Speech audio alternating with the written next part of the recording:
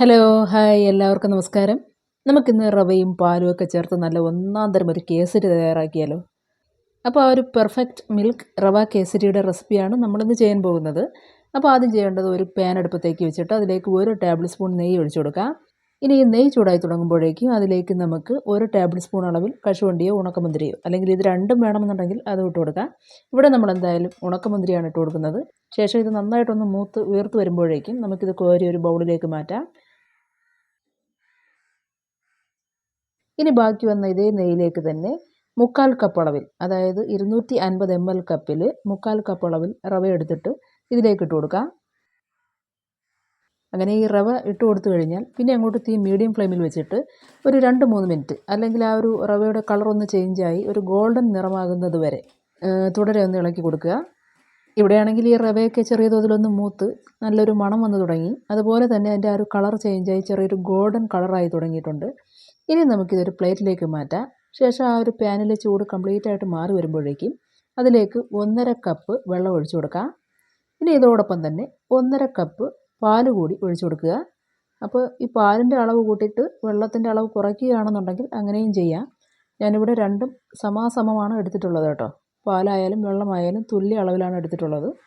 ഇനി വെള്ളം തീർത്തും ഒഴിവാക്കിയിട്ട് പാല് മാത്രം മതിയെങ്കിൽ അങ്ങനെയും ഉണ്ടാകാം കേട്ടോ. എന്തായാലും അത് നിങ്ങളുടെ ഇഷ്ടത്തിനനുസരിച്ച് ചെയ്യാം.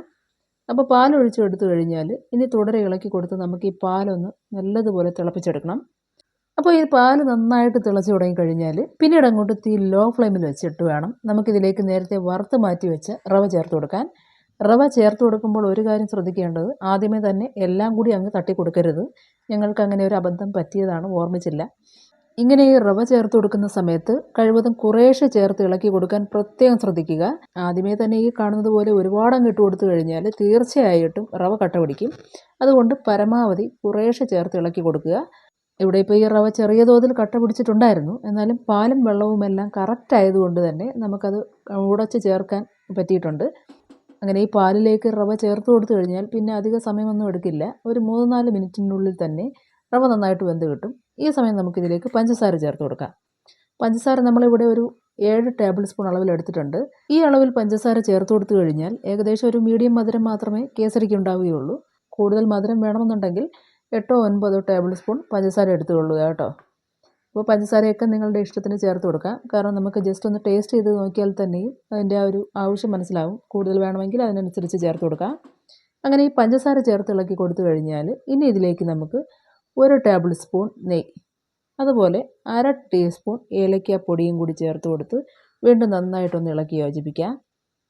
ഇങ്ങനെ ഇളക്കി കൊടുക്കുന്ന സമയത്ത് കേസരി ഓവറായിട്ട് കുറുകിപ്പോകുന്നു എന്ന് തോന്നുന്നുണ്ടെങ്കിൽ, അതായത് അതിലെ ജലാംശം കംപ്ലീറ്റ് ആയിട്ട് മാറിപ്പോയി എന്ന് തോന്നിയാൽ ഉടനെ തന്നെ ഫ്ലെയിം ഓഫ് ചെയ്ത് വെക്കുക. ശേഷം വേണം ഇളക്കി കൊടുക്കാൻ. അപ്പോഴേക്കും നമുക്കത് കറക്റ്റ് പരുവത്തിൽ തയ്യാറാക്കി എടുക്കാൻ പറ്റും. അപ്പോൾ ഇവിടെ നമ്മൾ ഈ കേസരിയൊക്കെ നല്ലതുപോലെ റെഡിയാക്കി എടുത്തിട്ടുണ്ട്. ഇനി ഇതിലേക്ക് നമ്മൾ വറുത്ത് മാറ്റി വെച്ച മുന്തിരി, ഉണക്കമുന്തിരി ഉണ്ടല്ലോ, അതുകൂടി ചേർത്ത് ഇളക്കുകയാണ് കേട്ടോ. അപ്പോൾ ഇത്രയേ ഉള്ളൂ, നമ്മുടെ ഇന്നത്തെ സ്പെഷ്യൽ റവ മിൽക്ക് കേസരി റെഡി ആയിട്ടുണ്ട്. വളരെ എളുപ്പത്തിൽ തയ്യാറാക്കിയെടുക്കാൻ പറ്റിയ ഐറ്റമാണ് കേട്ടോ. 1-2 കാര്യം ശ്രദ്ധിച്ചു കഴിഞ്ഞാൽ നമുക്ക് തീർച്ചയായും തെറ്റുപറ്റില്ല. അപ്പോൾ ഇത്രയേ ഉള്ളൂ, വളരെ സിമ്പിളാണ്. എല്ലാവരും ഒന്ന് ട്രൈ ചെയ്ത് നോക്കിയിട്ട് അഭിപ്രായങ്ങൾ അറിയിക്കുക. നന്ദി, നമസ്കാരം.